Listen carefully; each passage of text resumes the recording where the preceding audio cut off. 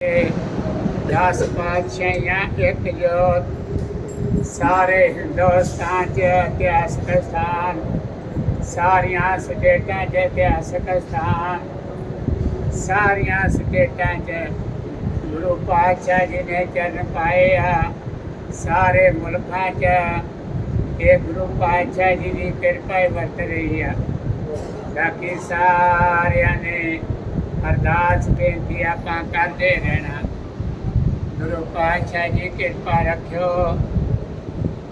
ਦੇਖੋ ਸਾਰੀ ਸੰਗਤ ਨੂੰ ਗਿਆਨ ਆ ਹੁਕਮਿਆ ਸਤਿਗੁਰਾਂ ਦਾ ਭੁੱਲਣ ਅੰਦਰ ਸਭ ਕੋ ਆਪੋ ਗੁਰੂ ਕਰਤਾ। ਗੁਰੂ ਪਰਮੇਸ਼ਰ ਆ ਜਿਹੜੇ ਨਹੀਂ ਭੁੱਲਦੇ। ਪਤਾ ਨਹੀਂ ਕਦੋਂ ਤਨ ਦੀ ਗਲਤੀ ਹੋ ਜਾਣੀ ਆ, ਕਦੋਂ ਮਨ ਦੀ ਗਲਤੀ ਹੋ ਜਾਣੀ ਆ।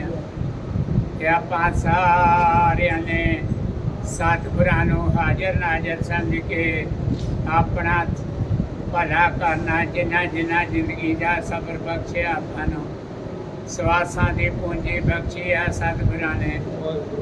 ਰੱਬ ਡੋਰੀ ਹੱਥ ਤੁਮਾਰੇ ਸਵਾਸਾਂ ਦੀ ਜੋਰੀ ਦੇ ਪਰਮੇਸ਼ਰ ਦੇ ਹੱਥ ਆ। ਇਹ ਸਾਰੀਆਂ ਸੰਗਤਾਂ ਨੇ ਦਾਸਾਂ ਦੀਆਂ ਬੇਨਤੀਆਂ ਪ੍ਰਵਾਨ ਕਰਨੀਆਂ। ਬਾਕੀ ਹੁਣ ਬੋਲਣਾ ਬੜੇ ਪਿਆਰ ਨਾਲ। ਬਾਕੀ ਸੇਵਾਦਾਰਾਂ ਨੂੰ ਪਤਾ ਹੀ ਆ।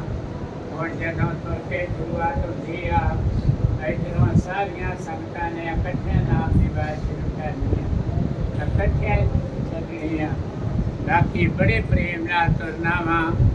ਅਗਲੇ ਗੁਰੂ ਪਿਆਰੇ ਪ੍ਰੇਮ ਨਾਲ ਪਿੱਛੋਂ ਜਿਹੜੇ ਸਾਰੇ ਰਾਮ ਨਾਲ ਹੱਥ ਜੋੜ ਕੇ ਤਨ ਦਾ ਸਤਿਕਾਰ ਮਨ ਜੋੜ ਕੇ ਜਿਹੜਾ ਗੁਰੂ ਪਾਤਸ਼ਾਹ ਜੀ ਨੇ ਸੁਭਾਗਾ ਸਮਾਂ ਬਖਸ਼ਿਆ, ਉਹ ਆਪਣੇ ਭਲੇ ਅਰਥ ਲੱਗ ਜੇ।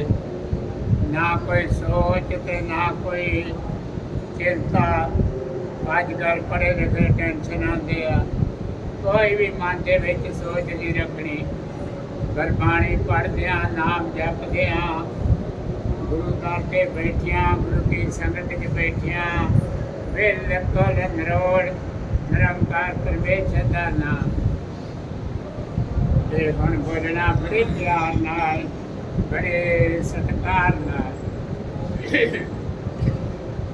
ਸਤਿਨਾਮ ਵਾਹਿਗੁਰੂ, ਸਤਿਨਾਮ ਵਾਹਿਗੁਰੂ, ਸਤਿਨਾਮ ਵਾਹਿਗੁਰੂ, ਸਤਿਨਾਮ ਵਾਹਿਗੁਰੂ, ਸਤਿਨਾਮ ਵਾਹਿਗੁਰੂ, ਸਤਿਨਾਮ ਵਾਹਿਗੁਰੂ, ਸਤਿਨਾਮ